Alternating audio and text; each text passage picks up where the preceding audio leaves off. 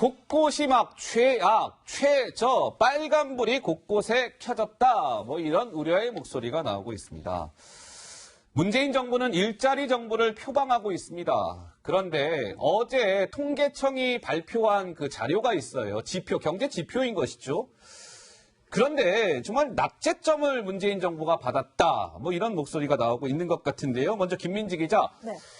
그러니까 직업이 없는 분들, 이 실업자 수와 관련된 통계 자료가 하나 나왔다면서요? 네, 지난달 실업자 수를 이제 통계를 내보니까 모두 124만 5천 명 이렇게 나왔습니다. 예. 실업률은 올해 들어서 계속 4%대로 올라온 이후에 계속 떨어지지 않고 있는데 매해 4월 기준으로 봤을 때 이제 지난달 4.4%가 나왔는데 이게 매해 4월 기준으로 봤을 때는 2000년 이후에 이게 최악의 지표다. 이런 평가가 나왔습니다.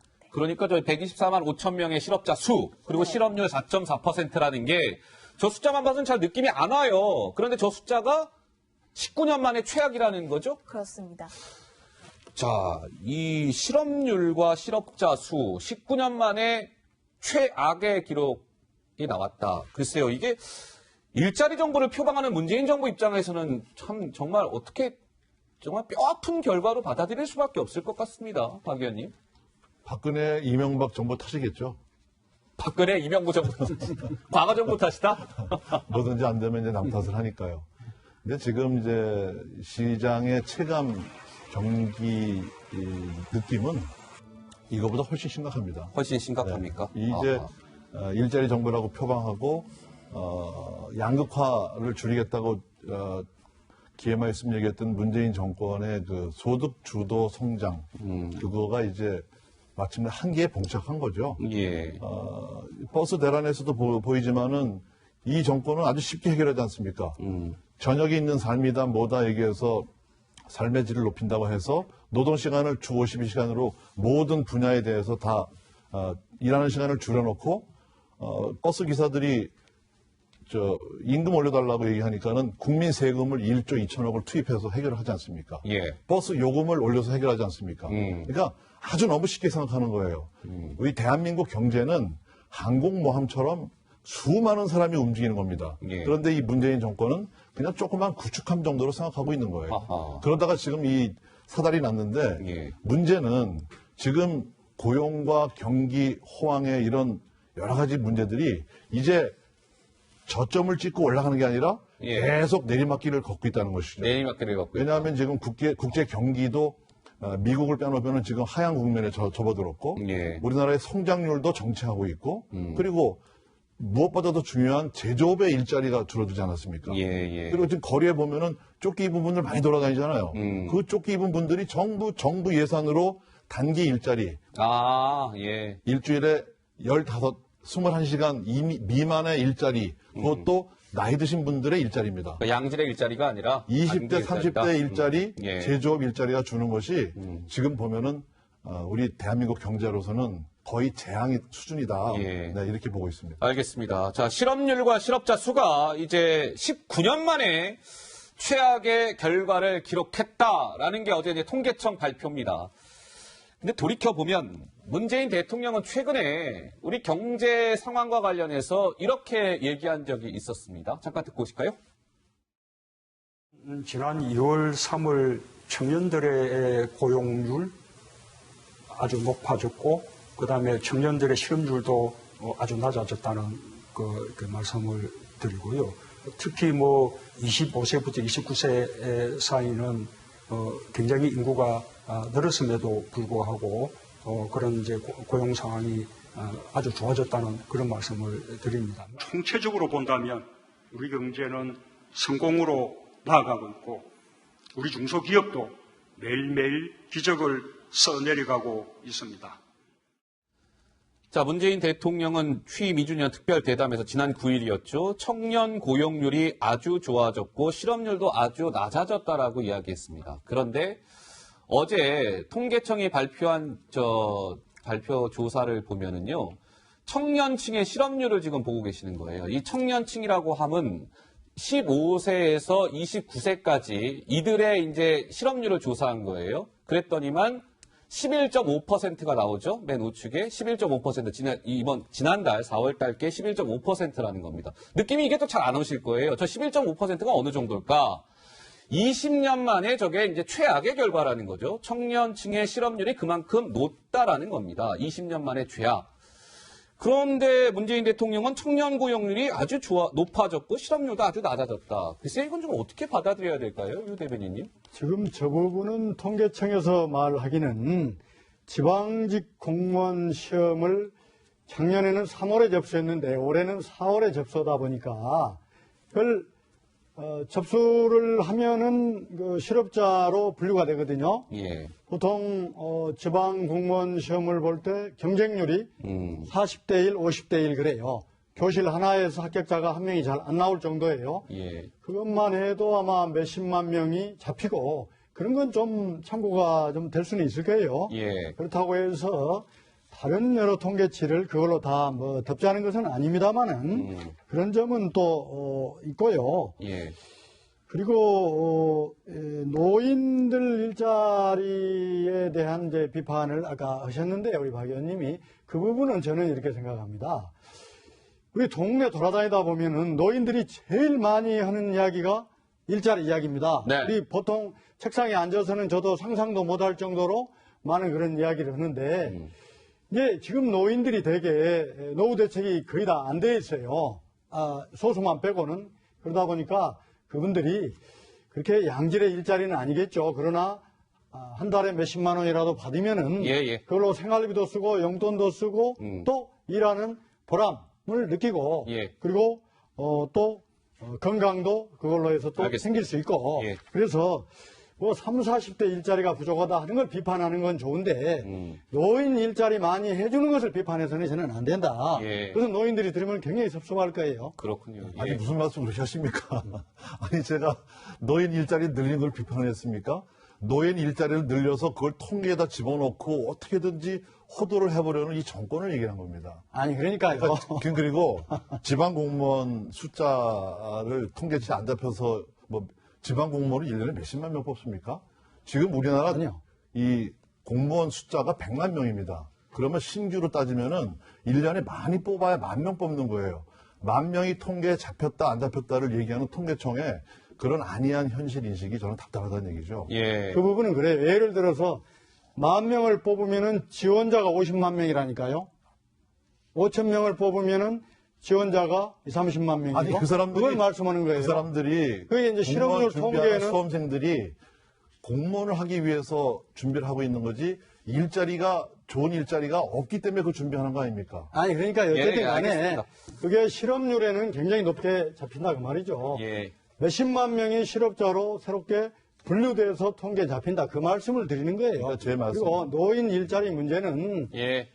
노인 일자리 자체를 비판하는 경향이 우리 사회에 있어요. 우리 예. 박 의원님이 꼭 그걸 가지고 무슨 막 비판했다는 것을 제가 말하는 게 아니라 예. 그걸 터치를 했기 때문에 제가 알겠습니다. 그런 점을 참고를 해야 한다는 말씀을 드린 예, 거예요. 그분 말씀 충분히 다 아마 전달이 됐을 것 같습니다. 제가 다른 또 주제도 많이 있으니까요. 이쯤 말씀 나누고 넘어가도록. 근데 하여튼 예. 이 문재인 정권의 이 현실 인식이 너무 아니하고요. 예. 얘기를 못 듣고 있습니다, 지금. 얘기를 못 듣고 이 있다. 주변의 예. 통계라든가 이거 가지고 경기 상황을 판단하지 말고 진짜 옛날에 임금들이 미복을 입고 시장에 가서 목소리 들었듯이 서민들의 그 뼈아픈 얘기들을 들어보셔야 됩니다. 예.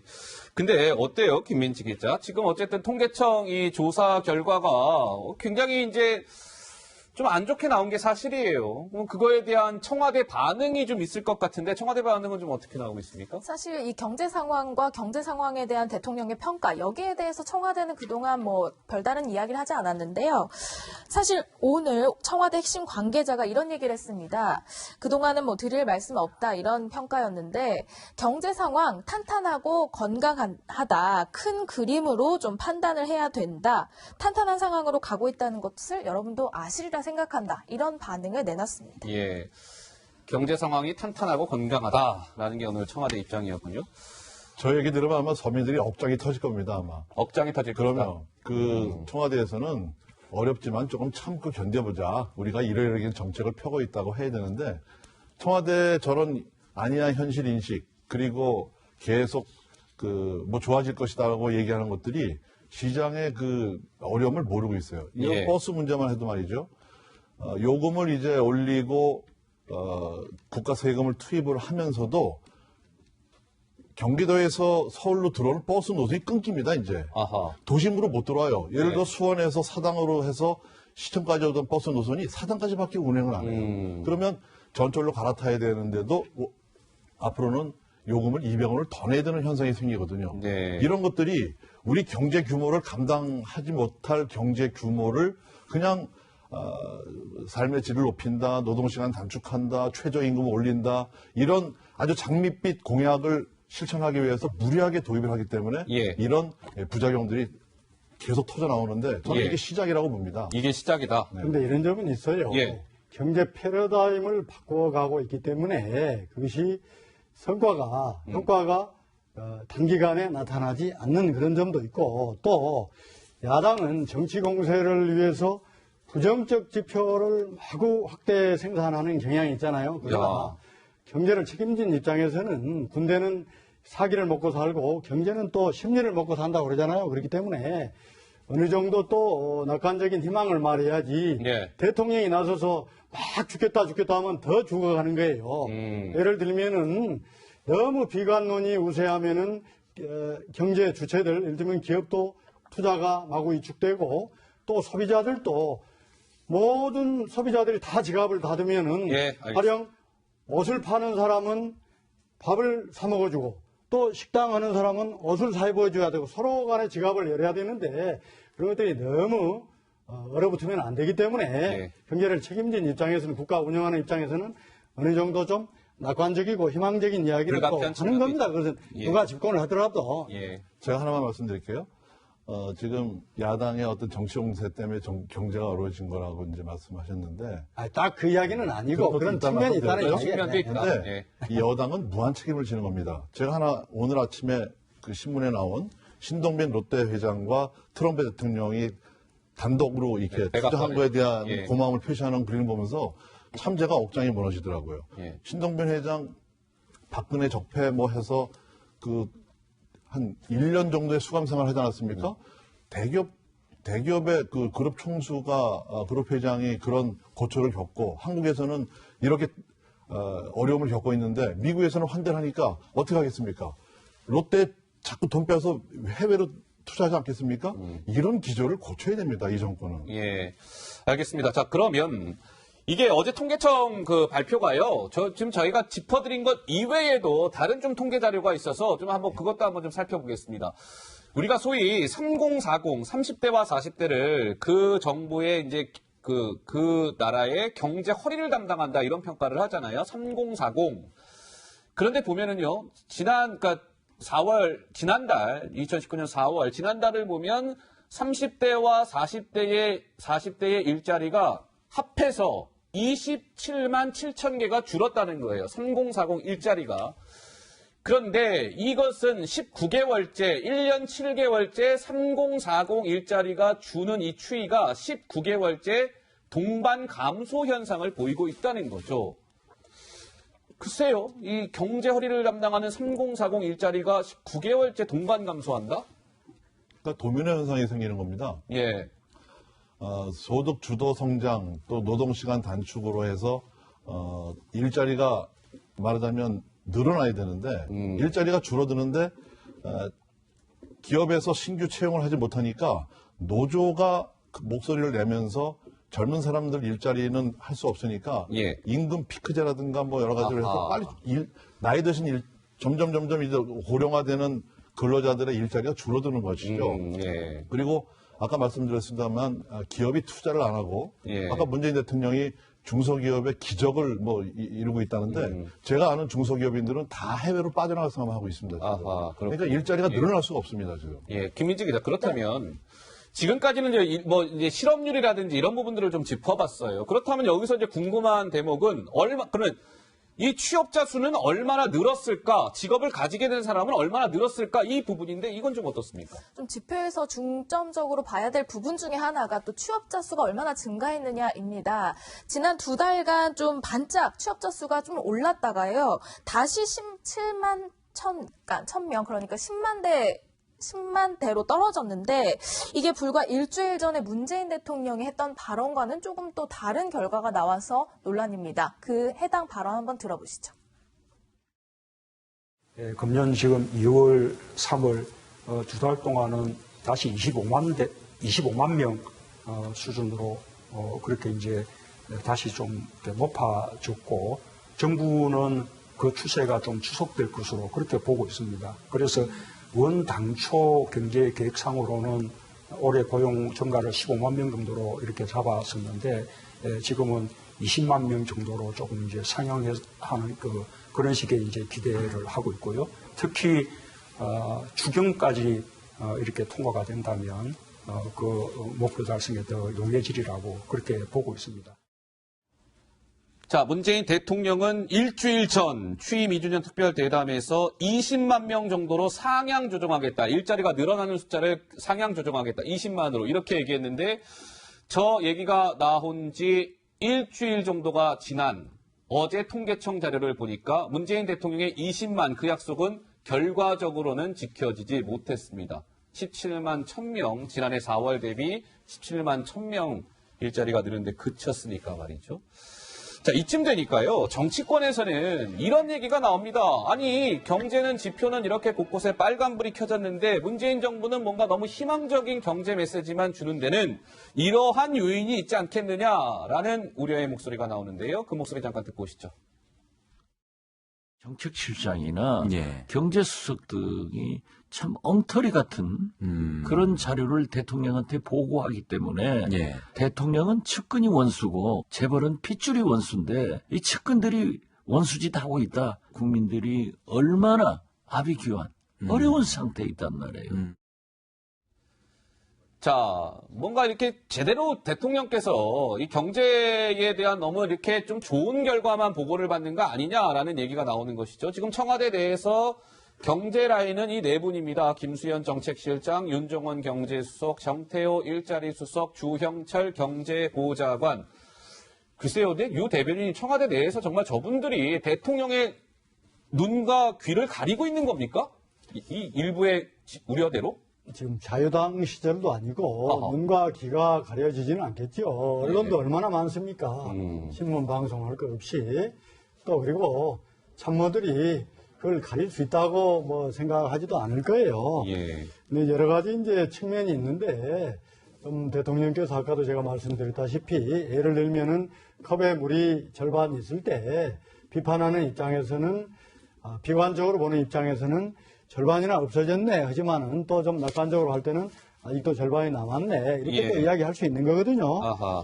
그리고 또 오늘 대통령께서 국가재정전략회의에서 네.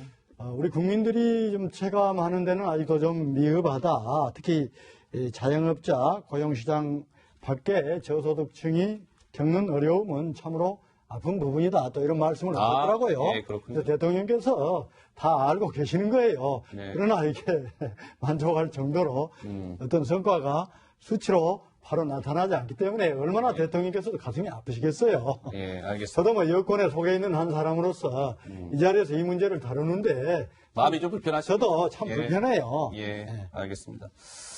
자, 어제 통계청 발표 자료 좀 몇 가지 뭐랄까요, 좀 되짚어봐야 될 부분들을 저희가 좀 같이 한번 말씀을 나눠봤습니다.